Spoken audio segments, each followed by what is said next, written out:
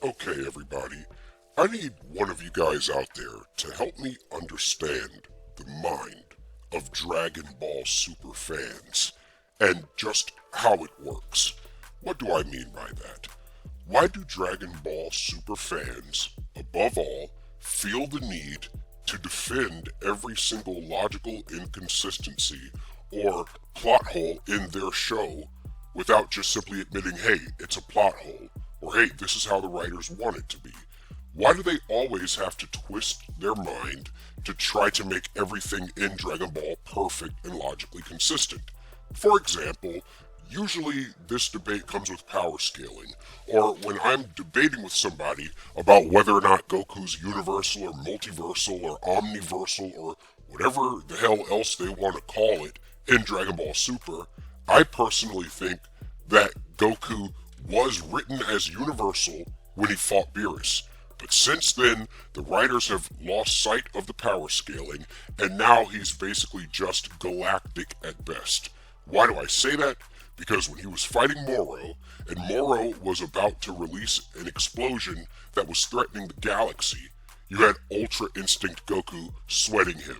Not only this, but whenever Whis talked about Zeno and how he can destroy a universe in one shot, Goku was trembling in his boots. Why would he be trembling in his boots if that's something he could do with a punch in the fight with Beerus? The answer is simple if you are logical and you look outside of the universe.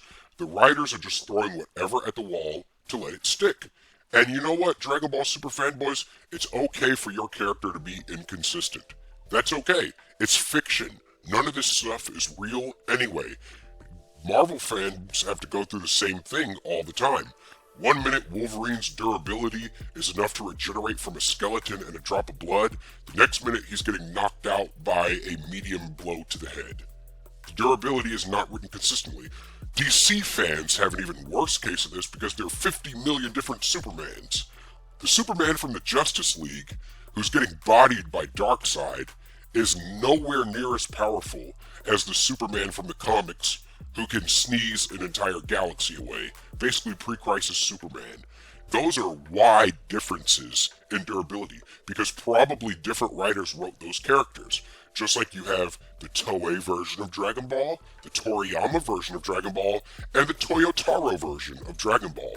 It's okay to say, hey, these are different Gokus, and the different writers had a different intention. And then if you go from episode to episode, the intention of the writers can vary there as well. For example, when Goku was sweating Galactic Moro, Goku was basically depowered down to just galaxy level to try to make Moro seem like a threat.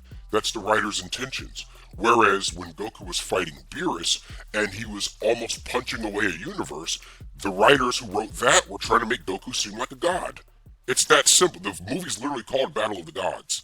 So one writer was trying to make Goku look like a god. The next one was trying to make it look like Goku has to train up to fight like the level of the gods in Dragon Ball. They're just different writers. You have to think about this.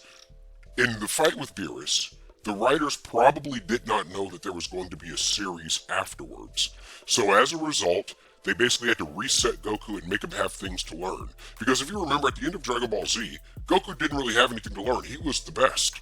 Of course, Gohan was still physically stronger, but in terms of who was the best fighter, Vegeta said it. He said, "You are better than me, Kakarot. You are the best."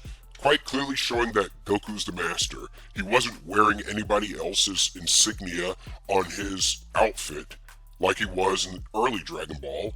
He was wearing nothing because he was the master. In fact, Dragon Ball GT continues this because then Oob wears his outfit.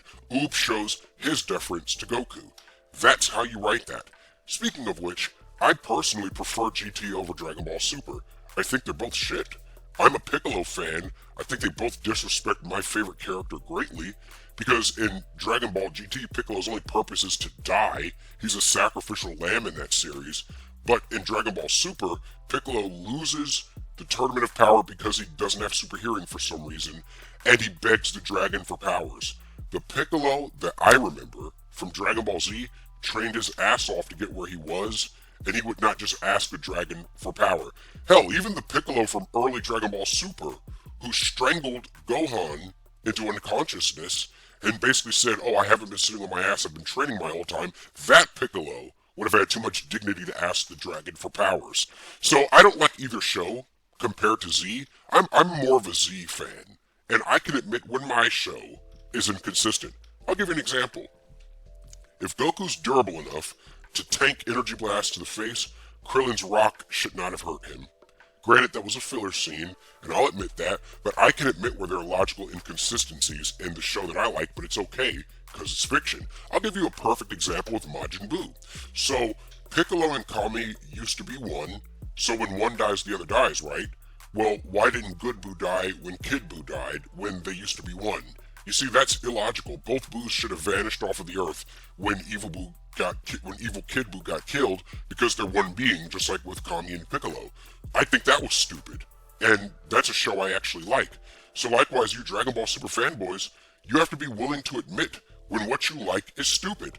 One of the things that's consistent between Z and GT and Super is the inconsistent durability of the Saiyans. Dragon Ball Z in the early episodes portrays Saiyans as being able to survive in the vacuum of space. You see it when Vegeta destroys Arlia, and you see it when Bardock flies out of the atmosphere to confront Frieza before dying. So in early Z it was clear that even if Saiyans couldn't breathe in space, they should still be physically durable enough to handle the vacuum of space.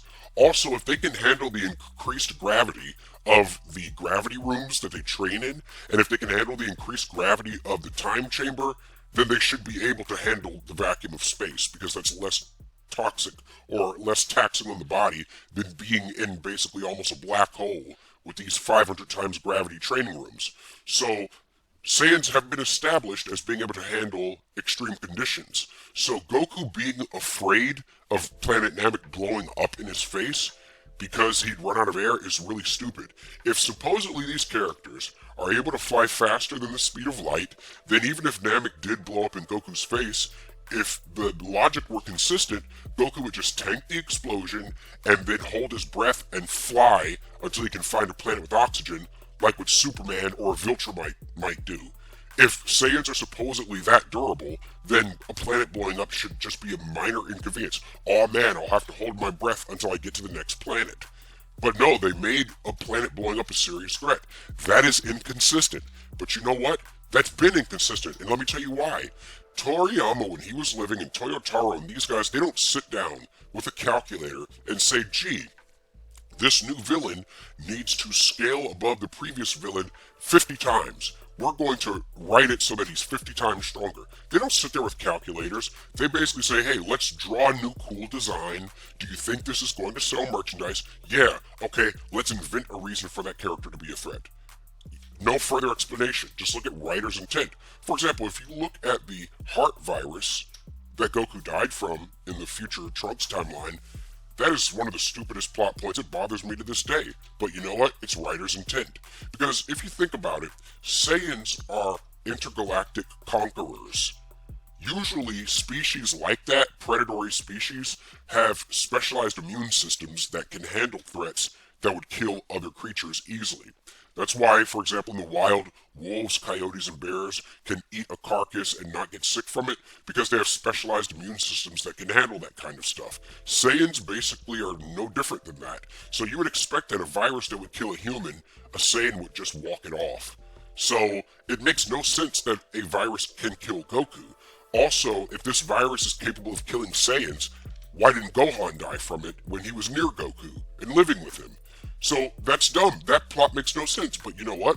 If you zoom out and say, okay, the writer's intent is for Goku to be out of the story so they can do a what if Goku died scenario. When you look at, okay, what is the writer trying to do?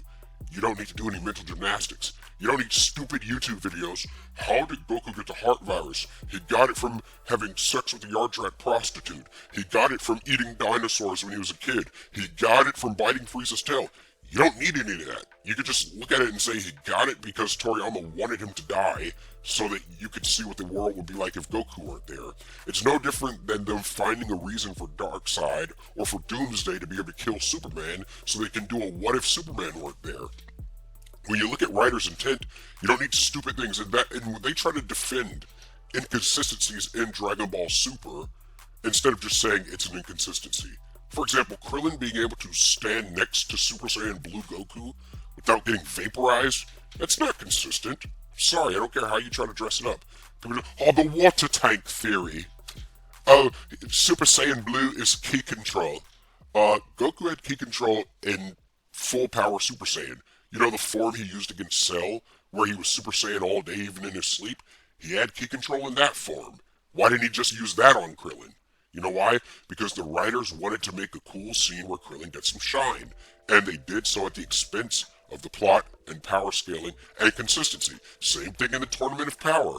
How is it that Kefla is able to go toe-to-toe with Ultra Instinct Goku when she's a fusion of characters that literally just learned Super Saiyan yesterday? That's stupid. That makes no sense. But you know what else didn't make sense? Goku and Vegeta fusing into a character that's able to stomp on Buhan. Super Buu was stronger than Goku or Vegeta. Gohan was also stronger than Goku or Vegeta at that point. So you would expect their fusion to outweigh a fusion from Goku and Vegeta. Super Buu should have stomped on Vegito if the plot were meant to be consistent, but it's not. They just wanted to make a cool character that gives Buu a challenge. Likewise, with Kefla, they just wanted to make a cool character that gives Goku a challenge. That's all it is. So I don't understand how, oh, well, Goku got 40 Zenkai boosts during the Tournament of Power. He has a power, he grows stronger as he fights. Let's go reinterpret Dragon Ball to make that make sense. Water tank theory, Ki control, all of this it doesn't make sense. Why can't you nerds, you geeks, you dorks, just admit that your favorite character is inconsistently written? It's okay. Dragon Ball has several writers at this point. Each episode has a different artistic direction, and that's what you're gonna get. So please, you guys out there help me understand why it is that Dragon Ball super fans can't just look at the inconsistencies in their own show and just admit they are there and just move on like normal human beings. Why do they have to spend 45 minutes writing 6 paragraphs of a debate on YouTube about power scaling instead of just realizing that you have writers who literally forget characters are there, they forget about forms, and they just bring back Frieza to make a cash cow out of him? Why can't you just see that? Just look at it. Look at the basic facts.